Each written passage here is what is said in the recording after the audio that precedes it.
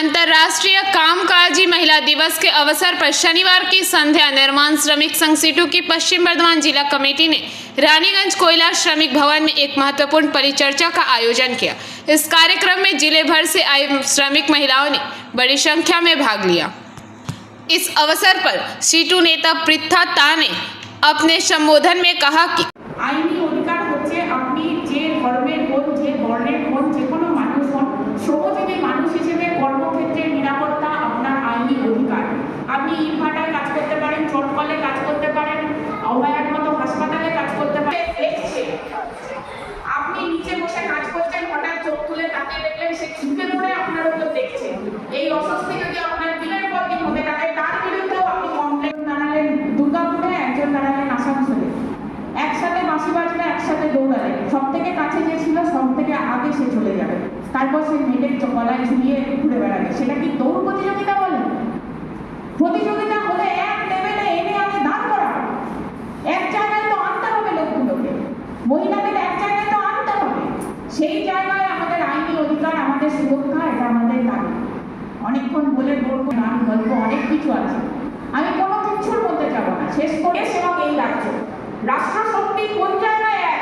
আমাদের রাজ্যে, এই রাজ্যে যারা পঞ্চায়েতে জেতা সদস্য, তাদেরকে এই রাজ্যের সরকার, মমতা সরকার চিঠি পাঠিয়ে বলছে তুমি মহিলা পঞ্চায়েতে জেতা সদস্য যদি হও, বরকে নিয়ে ট্রেনিং করতে আসবে। সাহস হয় কি করে? আমি কাঠপুতলি, আমি আঙুটা চাপ, তাহলে দাঁড় করিয়েছিস কেন? এতগুলো মহিলা সিট দাঁড় করিয়ে এতগুলো মহিলা এমপি দিয়ে রাজ্যের কাছে নাম কিনবি যে এতগুলো মহিলাকে ক্ষমতায়ন করছি, আর তারপর আমি নোটিশ জারি করছি যে বরকে নিয়ে ট্রেনিং করতে আসি। আমি আবুধাবি ইউনিয়ন দিতে বাধ্য। আপনাকে যদি না দেয়, আপনি সেই আইনি অধিকার তাদেরকে মামলা করতে পারেন তাদের এগেন্সটে।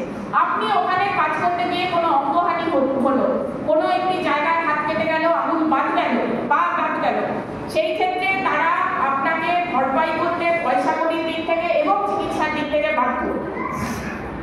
আপনি যদি সরকারি বা এরকম অর্গানাইজেশনের কাজ না করেন, একটা ইউনিটে একজন সদস্য হন, মানে বাড়িতে রান্নার কাজ আমাদের রাজ্যে যেরকম আছে কলকাতা, ওই রকম রাজ্যের হাইকোর্ট বিচার চলাকালীন সেই কোর্টের জাজ, উকিল না জাজ, জাজের চেয়ারে বসে মেয়েটিকে জিজ্ঞেস করছেন তুই এত কালো দেখতে, তোকে ইচ্ছে হলো ছেলেগুলো রেপ করার?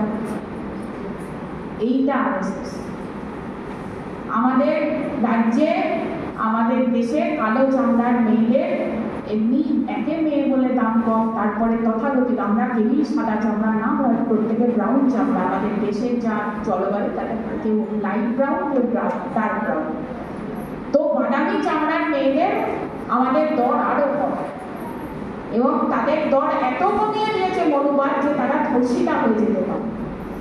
দেবাংশু বিশ্ববিদ্যালয়ে ছাত্রের ওপর দিয়ে গাড়ি চালিয়ে দিয়েছে অসভ্য শিক্ষাमंत्री, তারপরে মেয়েটিকে বলছে।